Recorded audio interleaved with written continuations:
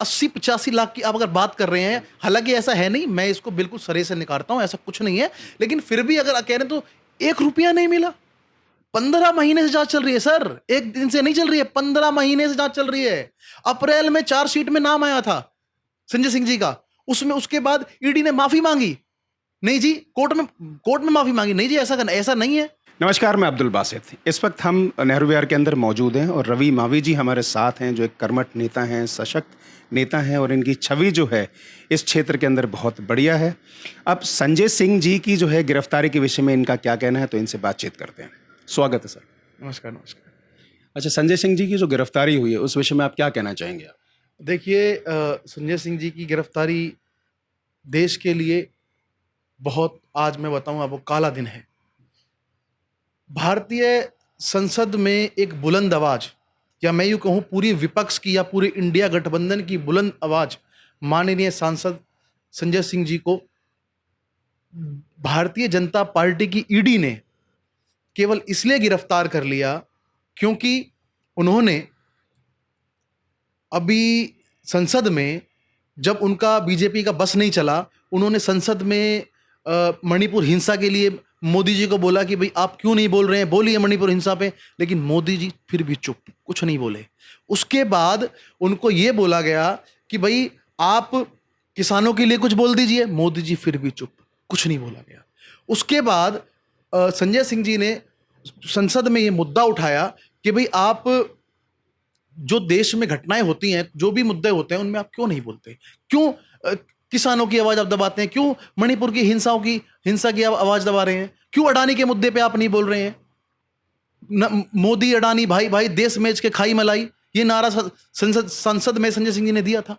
जब बीजेपी कहीं बस नहीं चला, तो एक झूठे से आरोप में, वो भी किसी ने ये कह दिया कि भाई संजय सिंह जी ने ये काम किया, सिर्फ कहने पर, कोई प्रूफ नहीं, कोई मतलब नहीं, सिर्फ इंडिया गठबंधन आम आदमी पार्टी से डर करके संजय सिंह जी को भारतीय जनता पार्टी ने ईडी के द्वारा गिरफ्तार किया गया। जो नहीं, ऐसा नहीं है। इसके अंदर जो है दिनेश अरोड़ा ने बयान दिया है कि भाई जो कलेक्शन हुई थी 2020 में, इनसे फ़ोन पे कुछ वार्तालाप हुई थी, उसके बाद तकरीबन 80-85 लाख रुपए की कलेक्शन हुई है। तो प्रॉपर उन्होंने, जो दिनेश अरोड़ा ने ईडी का बयान दिया है इस बारे में।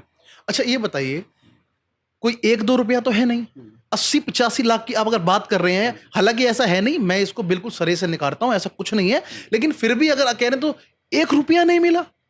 15 महीने से जांच चल रही है सर, एक दिन से नहीं चल रही है, 15 महीने से जांच चल रही है। अप्रैल में चार्जशीट में नाम आया था संजय सिंह जी का, उसमें उसके बाद ईडी ने माफी मांगी, नहीं जी, कोर्ट में माफी मांगी, नहीं जी, ऐसा नहीं है। उसके बाद अभी तक 15 घंटे, कल सुबह से लेकर 10 से 12 घंटे जांच हुई, कुछ नहीं मिला इनको, 1 रुपया नहीं मिला। उसके बाद रात में कह दीजिए अब तो अरेस्ट करेंगे, गिरफ्तार करेंगे। क्यों गिरफ्तार करेंगे? सत्येंद्र जैन जी पर 1 रुपया नहीं मिला इनको, रातों रात जज बदल दिया गया।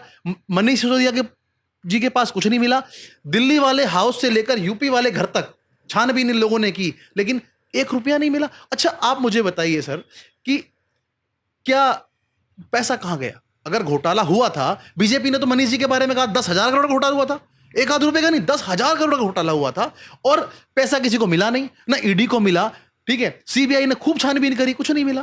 तो ये कैसे कह सकती है? ये तो मैं इसको कहूंगा कि ये बिल्कुल बेबुनियाद इल्जाम है और पार्टी को और इंडिया गठबंधन को बदनाम करने की साजिश है। नहीं, इसका मतलब ये है कि जो ईडी अब जो है आम आदमी पार्टी पर नाजायज़ जो है इस तरीके का आरोप लगा रही है, तो इसका मतलब कोई घोटाला ही नहीं हुआ। तो घोटाले के बारे में क्या, जो इतने टाइम से जो है आबकारी घोटाला जो चल रहा है।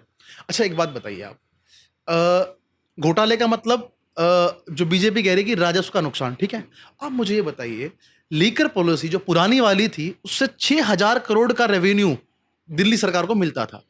ये मैं नहीं कह रहा हूं, इंडिया टुडे ने 21 मार्च 2023 को एक रिपोर्ट छापी थी, जिसमें यह कहा गया कि भाई पहले 6,000 करोड़ रुपए का रेवेन्यू कलेक्शन होता था, ठीक है, उसके बाद अब जाकर के वो 9,500 करोड़ का रेवेन्यू कलेक्शन हो गया। ये कैसे हो गया भाई? ये तो घाटा होना चाहिए ना, नुकसान होना चाहिए। 58.3% दिल्ली सरकार का रेवेन्यू बढ़ गया, और आप इसे कह रहे हैं कि नुकसान हो। ये कैसे नुकसान हो गया भाई? ये तो एकदम से कुछ मिल नहीं रहा, तो इनको शराब पॉलिसी दिखाई दे रही है। आप बताइए, जब हम सत्ता में आए थे 40,000 करोड़ रुपए दिल्ली का बजट हुआ करता था, आज 75,000 करोड़ के लमसम हम दिल्ली का बजट पेश किया हमने। और कैसे बढ़ गया ये? क्यों बढ़ गया? क्योंकि दिल्ली में ईमानदार सरकार है और हम दिल्ली की जनता के प्रति प्रतिनिधित्व है। अरविंद केजरीवाल जी के मार्गदर्शन पर दिल्ली सरकार चल रही है। सिर्फ बीजेपी, उनके पास कोई मुद्दा नहीं बच रहा है, इसलिए हमारी पार्टी के खिलाफ साजिश रची जा रही है।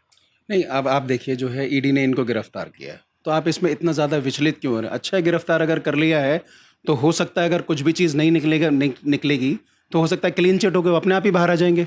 देखिए, अभी मैंने आपसे बात करते हुए मैंने एक चीज बोला कि जज का ट्रांसफर 15 सितंबर को हियरिंग होनी है, 14 सितंबर की रात को जज का ट्रांसफर हो गया। क्यों क्यों डर रही है बीजेपी?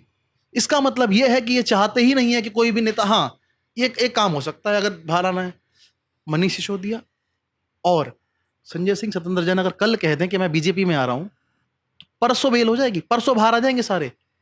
सिंचाई घोटाला भूल गए आप? अजीत पवार का सिंचाई घोटाला 70,000 करोड़ का, नरेंद्र मोदी जी ने भोपाल में कहा था कि ये घोटाला है और इस घोटाले को हम इस पे जांच करेंगे। क्या हुआ? वही अजीत पवार के साथ रातों रात वॉशिंग मशीन में धुल के साफ कर दिया और उनको कैबिनेट, उनको डिप्टी सीएम बना दिया महाराष्ट्र का। उनके 9 मंत्री जो मंत्री बने हैं महाराष्ट्र में, उसमें से 3 पे सीबीआई और ईडी के मुकदमे चल रहे हैं। व्यापम घोटाला, शिवराज सिंह चौहान, उनका नाम था व्यापम घोटाले में, उनको तो कुछ किसी ने कुछ नहीं कहा। उसके बाद हेमंत विश्व शर्मा, उनके ऊपर घोटाले का आरोप था, उन्होंने जाकर के सीधा बीजेपी ज्वाइन करी, पाक साफ हो गई। वो बीजेपी ऐसी कौन सी वॉशिंग मशीन लेके चल रही है कि इधर से आइए इधर से जाइए आप साफ हो जाएंगे? क्या मतलब है? आप ये बताइए, मैं आपको कितने घोटालों के बाद यहां गिनवा सकता हूं जो बीजेपी में आते ही साफ हो गए? शुभेंदु अधिकारी, पश्चिम बंगाल चुनाव से पहले उनके ऊपर बहुत सारे आरोप थे। 15 लाख रुपए, मुकुल रॉय की तो वीडियो है, 15 लाख रुपए लेते हुए शुभेंदु अधिकारी की वीडियो है, सॉरी 5 लाख रुपए लेते हुए की पब्लिक डोमेन में, यूट्यूब पे अवेलेबल है। उनको इन्होंने क्या कहते हैं, बीजेपी में आए उसके बाद जो है साफ हो गए वो। तो ये सीधा सीधा बेबुनियाद आरोप लगा रही है भारतीय जनता पार्टी। ये इंडिया गठबंधन से डर रही है, आम आदमी पार्टी से डर रही है, अरविंद केजरीवाल जी की लोकप्रियता से ये लोग डर रहे हैं, इसलिए सीधा सीधा आम आदमी पार्टी पे और देश के विपक्ष के ऊपर सीधा सीधा अतिक्रमण है। अच्छा, ये बताइए, जिस तरीके से संजय सिंह की गिरफ्तारी हुई, आपको क्या लगता है आम आदमी पार्टी को उसका जो है 2024 के अंदर कैसे नुकसान होने वाला है इसका? देखिए, ऐसा है, आम आदमी पार्टी के बहुत बड़े लीडर हैं और बहुत अच्छे प्रखंड प्रवक्ता हैं हमारी पार्टी के और माननीय सांसद हैं। उनका नुकसान पार्टी को होगा, परंतु मुझे लगता नहीं कि हमारे सांसद साहब इतनी क्योंकि हमें देश के लोकतंत्र में और देश के सर्वोच्च न्यायालय पे और न्याय व्यवस्था पे पूरा विश्वास है, और जो हमारे खिलाफ षड्यंत्र की गई है उस षड्यंत्र से बाहर निकलकर माननीय सांसद संजय सिंह जी वापस आएंगे और हमें विश्वास है। और 2024 के चुनाव में बीजेपी जाने वाली है और बीजेपी की हार दीवार पर टंग चुकी है और इंडिया गठबंधन दोबारा से आ रहा है और संजय सिंह जी भी आ रहे हैं। अच्छा, अब एक इंडिया गठबंधन के बारे में जो एक सवाल, जैसे इन्होंने अभी प्रधानमंत्री चेहरा जो है वो चिन्हित नहीं करा है कि कौन प्रधानमंत्री होगा, और कई जगह हमारे को ये भी सुनने में आया है कि कहीं जगह सीट के अंदर भी जो है अभी जो है संशय बना हुआ है, मतलब पूरी तरीके से क्लियर नहीं है कौन सी जो है सीट किसको मिलने वाली है, कहाँ कौन कौन कैसे बंटवारा होगा। तो इस बारे में आप क्या कहना चाहेंगे आप? देखिए, जहाँ तक है सीट बंटवारे का विषय है, वो हमारे इंडिया गठबंधन के साथियों का विषय है और इसमें कुछ भी कहना अभी कमोवेश जल्दबाजी होगी। और इंडिया गठबंधन में जब अलग अलग पैनल बने हुए हैं, इंडिया गठबंधन के और साथी विचार कर रहे हैं सीटों का विषय, कहाँ से कौन लड़ेगा, कहाँ से कौन नहीं लड़ेगा, वो अभी वक्त के गर्त में छिपा हुआ है। आने वाले समय में सब क्लियर हो जाएगा। अभी हाल ही में इंडिया गठबंधन के फैसला लिया है कि हम कुछ प्रवक्ताओं के शो में नहीं जाएंगे। ठीक है, इस पे बहुत बवाल मचा कि भाई क्यों ये इन्होंने बेईमान बता दिया। हम किसी को बेईमान नहीं कह रहे हैं। ये इंडिया गठबंधन के साथियों का और पार्टी का, सभी पार्टियों का एक मिला जुला समझौता है कि जहां पर हिंदू मुस्लिम का प्रोपेगेंडा चला जाता है, जहां पर महंगाई नहीं दिखाई जाती, सिलेंडर के दाम 1400 से पहुंच के 1200 आते तो ऐसे दिवाली मनती है जैसे बहुत बड़ा हो गया हो, 450 थे तो कुछ नहीं, दिक्कत नहीं थी। ठीक है, जो न्यूज चैनल्स के एंकर जनता से जुड़े मुद्दों को भटकाएंगे, इधर उधर होंगे, हम उन न्यूज चैनल के उन एंकरों पर, मैं कोट कर रहा हूं, उन एंकरों के शो में नहीं जाएंगे।